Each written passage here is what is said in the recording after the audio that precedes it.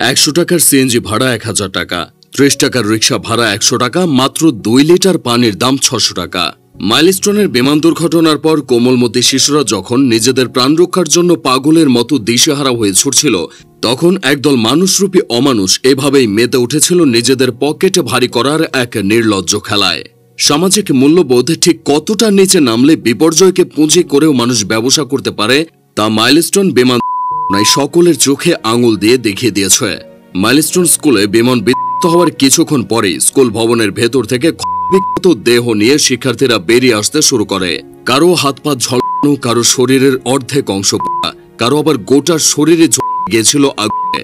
সে সময় যত দ্রুত সম্ভব তাদের হাসপাতালে নিয়ে যাওয়া প্রয়োজন ছিল, তবে তখনই অমানবিকতার শেষ সীমা দেখিয়ে দেয় ঘটনাস্থল হতে কিছুটা দূরে থাকা রিক্সা ও সিএনজি ড্রাইভাররা। সেদিন 30 টাকার রিক্সা ভাড়া হয়ে গিয়েছিল 100 টাকা।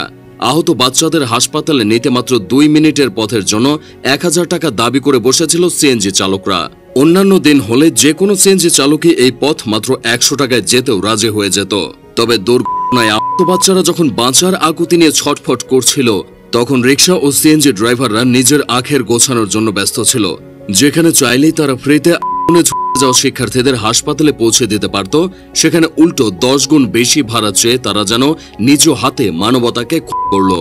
তবে শুধুমাত্র রিক্সাওয়ালা ও সিএনজি ড্রাইভারদের দোষ দিয়ে লাভ কি? অনেক প্রাইভেট কারের ড্রাইভারকে সেদিন সাহায্যের আকুতি জানানো হলেও কেউই সাড়া দেয়নি। সকলেই আহত শিশুদের নির্মম অবস্থা দেখেও সুন্দর করে পাশ কাটিয়ে চলে গিয়েছে। এমনকি দুর্ঘটনাস্থলের আশেপাশের দোকানগুলো সেদিন নিজেদের ব্যবসায়িক ফায়দাকেই নিয়ে গিয়েছে মানবতার ঊর্ধ্বে। ঝরে যাওয়া শিশুদের পরস্থানে দেওয়ার জন্য ঠান্ডা পানির প্রয়োজন হচ্ছিল, তবে 40 টাকার 2 লিটার পানির বোতল সেদিন 600 টাকায় বিক্রি করেছিল দোকানদাররা। সামান্য একটা পানির দাম 15 গুণ বাড়িয়ে দিয়ে দোকানদাররা সেদিন বুঝিয়ে দিয়েছে যে মানবতা ও সামাজিক মূল্যবোধ দরকার হলে নামে যাক, সুযোগের সদ্ব্যবহার করে নিজের পকেট ভারী করাটাই বর্তমান সমাজের নির্লজ্জ বাস্তবতা। এবার একবার চোখ বন্ধ করে ভাবুন তো, এমন সমাজ কি মোটেও বসবাসের যোগ্য? যেখানে জীবনের কোনো মূল্য নেই, মানুষের কোনো মূল্য নেই, সবকিছু এসে আটকে যায় টাকার মধ্যে। রাস্তায় দাঁড়িয়ে যেসব রিক্সাওয়ালা ও সিএনজি চালকরা উঁচু পদে বসে থাকা সরকারি কর্মকর্তাদের সমালোচনা করেন, তারা নিজেরাও যে সেই পদে বসলে একই কাজ করতেন তা আজ প্রমাণিত।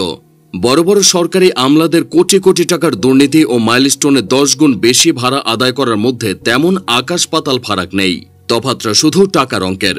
তবে মানবিকতা ও সামাজিক মূল্যবোধের দিক দিয়ে এসি রুমে বসে থাকা বড় বড় আমলা থেকে শুরু করে রোদে পড়ে রিক্সা চালানো মানুষটাও আজ একই কাতারে।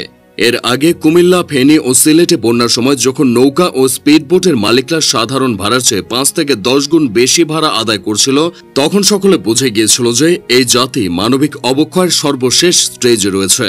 দিন শেষে মাইলস্টোন বিমান দুর্ঘটনায় রিক্সা চালক, সিএনজি চালক ও দোকানদারদের পাশবিক আচরণ যেন মানবিক মূল্যবোধের কফিনে শেষ পেরেকটি ঠুকে দিল।